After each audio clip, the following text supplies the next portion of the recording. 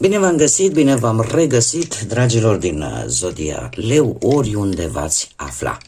Suntem din nou împreună la o nouă lectură general colectivă pentru următoarea perioadă a lunii ianuarie, mai precis perioada cuprinsă între 19 până pe 25 ianuarie 2026, așa că toți cei care aveți soarele, luna, Venus, ascendentul în Zodia Leu, atunci această lectură este de asemenea și pentru voi. Ca de fiecare dată, vă readuc aminte, este totuși o lectură general colectivă, așa că vă rog să luați decât ceea ce rezonează cu voi. Și zic să nu mai pierdem timpul și haideți să începem să vedem ce ne spun zarurile astrologice despre această săptămână. Ce este important de știut pentru voi, dragilor din Leu, în săptămâna 19-25 ianuarie.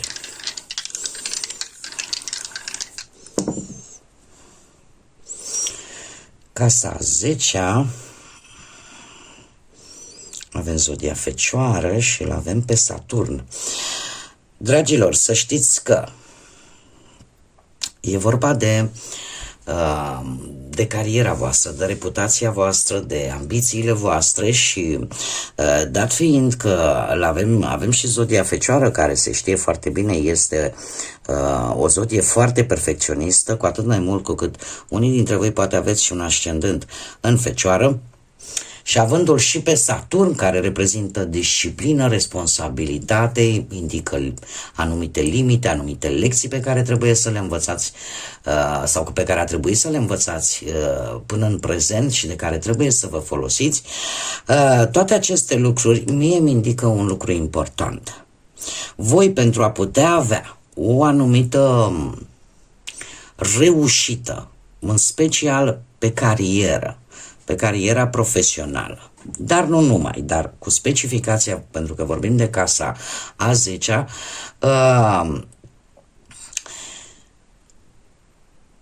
modul în care voi veți acționa în această săptămână vă poate ajuta să obțineți un anumit deziderat, o anumită să rezolvați o anumită situație, să reușiți în ceva important pentru voi.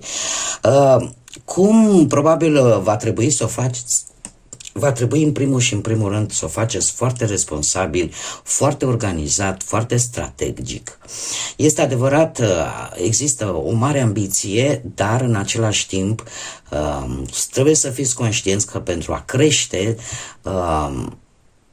pentru a reuși, iar această reușită să persiste, să fie una din cele mai importante reușite ale voastre, este nevoie de foarte multă organizare. Aș spune că este o săptămână în care va trebui să fiți atenți un pic mai mult la anumite detalii, să vă învingeți anumite temeri, să luați decizii cât mai înțelepte vis-a-vis de acest, nu știu, e un proiect, e un plan care pentru voi poate reprezenta o mare reușită, posibil să fie ceva la care vă gândiți nu de acum, de foarte multă vreme, dar și succesul poate să fie de asemenea pentru o perioadă lungă de timp. Ce ar mai fi de spus? Faptul că poate ați așteptat foarte mult un anumit moment oportun ca voi să reușiți vis-a-vis de acest proiect, de acest plan. Dat fiind și faptul că poate vreți pur și simplu să vă îmbunătățiți viața și poate nu neapărat pe carieră, ceva să se îmbunătățească.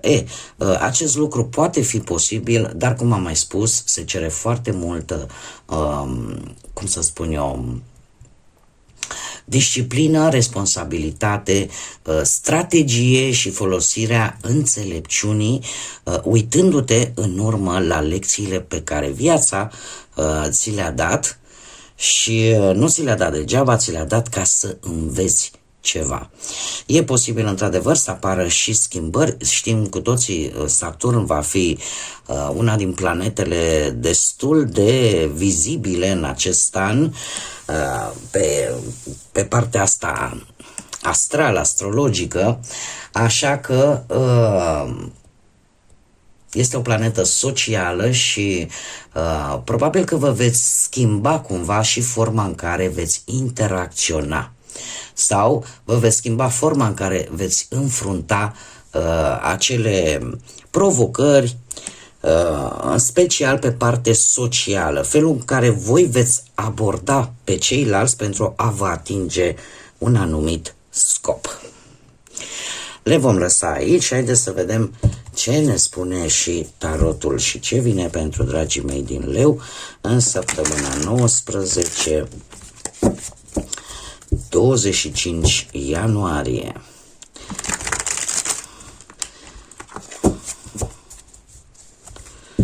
Să vedem.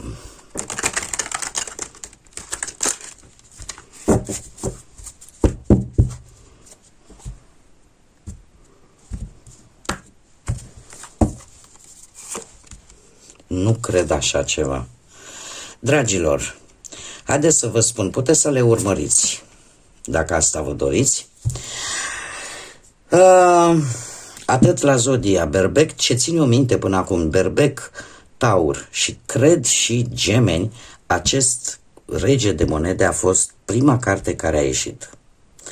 Și asta în condițiile în care oricum eu le amestec, după fiecare zodie le curăț din punct de vedere energetic pentru a le pregăti pentru următoarea zodie, în afară de faptul că ați văzut bine, le și amestec atunci când le cer,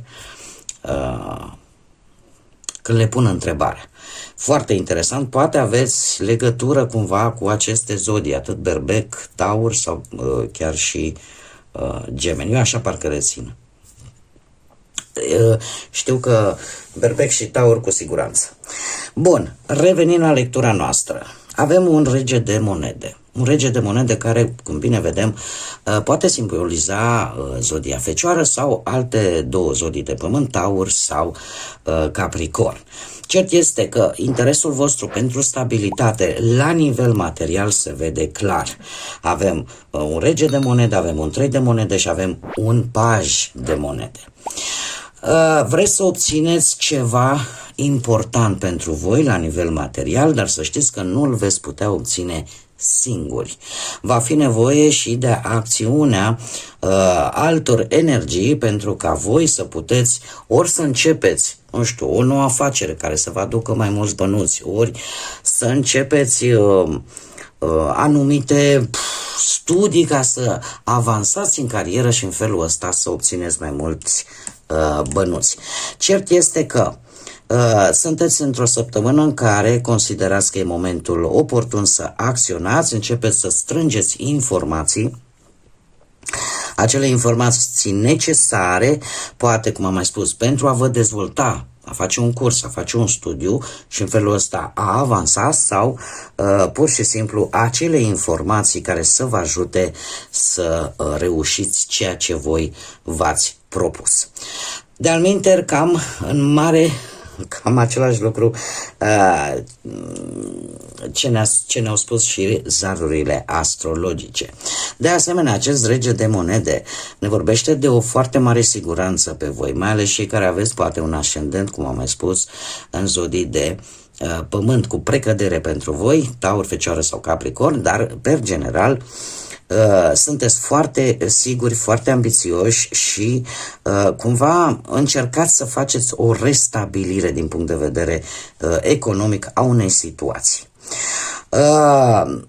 Este de asemenea un lucru iară important pentru acela că aveți capacitatea să vedeți ce șanse aveți și în așa fel încât să vă și adaptați într-un mod cu totul și cu totul interesant, să vă adaptați la aceste noi situații sau noi persoane sau noi locuri în așa fel încât să vă proiectați planul, proiectul pe care voi îl aveți și acesta să dea rezultate bune. Treiul de monede ne vorbește, așa cum am mai spus, de o muncă în echipă, de un studiu, un proiect, o idee foarte bună, arată foarte multă îndemânare și lucrul ăsta te ajută pentru că îți dai seama că poți obține într-adevăr rezultate destul de bune, așa că nu trebuie să vă fie teamă și chiar dacă poate aveți nevoie de un sprijin pentru a obține ceea ce pe voi vă interesează, asta este un lucru bun pentru că 2026 nu este un an neapărat individualist, da? Este un an de echipă. Nu știu, poate cineva din familie, poate perechea voastră să vă sprijine în așa fel încât voi să aveți parte de acest început nou, plin de foarte mult potențial. Pentru ceva ce pe voi vă interesează în mod foarte intens. E un interes foarte acut vis-a-vis de un anumit plan, de un anumit proiect. Acum, dacă vorbim, nu știu, de partea asta sentimentală, aș putea spune că sunteți... nu avem cupe, asta este clar. Nu avem cupe, dar aș putea să spun că există, dacă unii dintre voi aveți ceva probleme în relație, de exemplu, ele se pot rezolva, dar, cum am mai spus, cu picioarele pe pământ, fiind onești, fiind sinceri unul cu celălalt, există șansa unei reconcilieri, de regulă posibil să aveți, poate... nu știu, mici, foarte mici discuții, dar subiectul să fie tot banii. Să fie ceva legat ori de bani, ori de o activitatea voastră de muncă, care, să zic așa, să aducă mici asperități, dar nu este ceva foarte important. Treiul de monede, de asemenea, întărește foarte mult ideea de planuri în comun, planuri pe care voi le puteți face împreună, cumva proiecte, o viziune comună în pereche, da? Pentru a merge într-o singură direcție. Cumva începeți să lucrați în echipă și lucrul ăsta se va vedea. Se va vedea pentru că poate crea un nou început în relație care să meargă pe aceeași lungime de undă, iar atunci când lucrurile sunt fluente și sunt bune, atunci și relația își croiește un alt fel de drum pe viitor. Dacă, nu știu, cupajul de monede, ca să termin cu cei care sunteți deja într-o relație, există iubire poate între voi, dar este un nou impuls. Cum să zic eu, chiar dacă aici nu avem cupe și voi simțiți că sunteți atrași, că există sentimente între voi, ceea ce veți face în această săptămână va fi de bun augur pentru viitor, pentru că vă veți canaliza, veți avea o discuție posibil onestă, cum am mai spus, cinstită, adevărată și vă va canaliza să vă focusați ambii pe același scop, pe același drum, care poate fi văzut și ca un nou început în relația voastră, în care sunteți focusați pe același proiect, pe același plan. Dacă vorbim de cei care sunteți singurei, probabil că există șansa pentru unii dintre voi, ca prin intermediul unor, nu știu, prieteni, cunoscuți, colegi de muncă, să întâlniți pe cineva, să aibă posibil și legătură cu zodiile de pământ, Taur, Fecioară, Capricorn, dar este cineva care, cum să zic eu, deocamdată nu va fi implicat emoțional. Nu va fi implicat emoțional, există un interes din partea voastră, este cineva care din punct de vedere financiar poate să fie destul de stabil, dar de moment, cel puțin în această săptămână, nu are neapărat un interes emoțional. Nu știu, poate să fie poate mai tânăr decât voi, ca și vârstă, sau cineva care poate are o atitudine așa mai jovială, mai tinerească, să zic așa. Haideți să mergem mai departe și să vedem ce sfat divin am pentru voi în această săptămână. Care este sfatul pentru dragii mei din Leu în săptămâna 19-25 ianuarie. Interesant. Dragilor, dragi, este foarte interesant. De ce? Să știți că o anumită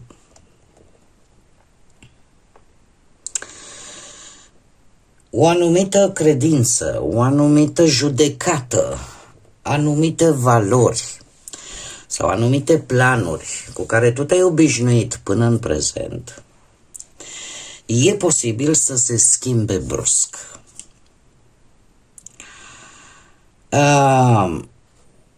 Unii dintre voi, poate, vă canalizați foarte mult pe partea negativă a lucrurilor.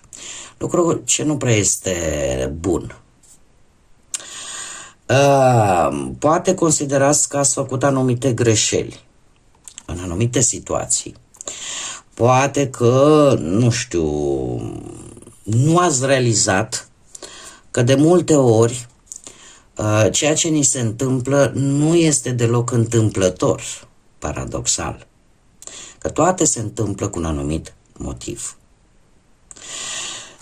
Încercați în acesta este sfatul divin, încercați în această săptămână, ori voi, de la voi putere, să renunțați la acele idei fixe. Acum trebuie să vă spun că și zodia, Fecioară cu predilecție, cei care aveți un ascendent în Fecioară, Fecioara are această tendință de a avea acele idei fixe, din care nu este așa ușor. Și cumva lucrul ăsta s-ar putea să te împiedice. Este o săptămână în care voi puteți să renunțați la tot ceea ce v-a îngrădit până în prezent. Că e vorba de anumite relații cu anumite persoane, că e vorba de anumite situații, că e vorba de anumite principii. 2026, să știți că este un an în care valorile noastre, felul în care noi am văzut viața până acum, se vor schimba în mod radical. Acum, că pentru unii se va schimba vis-a-vis de profesie, pentru alții vis-a-vis de bani, pentru alții vis-a-vis de dragoste, pentru alții vis-a-vis de credințe. Și este un moment în care, și o săptămână în care chiar nu ar fi bine să vă focusați pe lucrurile negative, să vă focusați pe acele situații, acele gânduri care vă trag în jos. Cumva întorceți-vă un pic și la partea bună a lucrurilor. Nu luați decât ce este negativ. Chiar am văzut și astăzi, am văzut un dialog vis-a-vis de astrologia asta chineză și de faptul că ne apropiem din februarie să intrăm și în anul nou chinezesc, tot un an de foc, tot un an yang.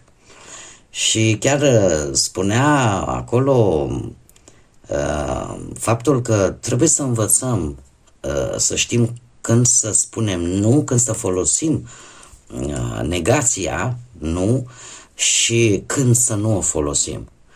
Adică una e când spun nu pot și alta e când zic nu și pun o limită unei persoane sau unei situații care știu că îmi face rău.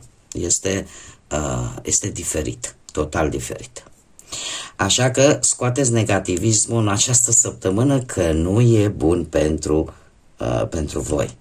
Chiar dacă poate ați avut parte de experiențe destul de neplăcute, poate că ați avut pierderi, poate ați avut foarte mari decepții sau poate că nu reușiți să lăsați în urmă, poate pierderea cuiva drag sau acel sentiment de vinovăție și Trebuie să învățați să mergeți mai departe, indiferent cât de greu va fi. Trebuie să învățați, poate să iertați atât pe voi cât și poate pe ceilalți, să încercați oarecum să vedeți atât părțile pro, cât și cele contra. Și nu vă focusați decât pe cele contra. Focusați-vă și pe ce puteți obține pozitiv din respectivele situații. Bun, dragilor, cam atât am avut pentru voi pentru această săptămână de ianuarie. Eu vă mulțumesc pentru prezență, vă mulțumesc că mi-ați fost alături și dorindu-vă o săptămână minunată și tot binele din lume, până data viitoare când ne vom reîntâlni la o nouă lectură, desigur, să fiți iubiți, dragilor.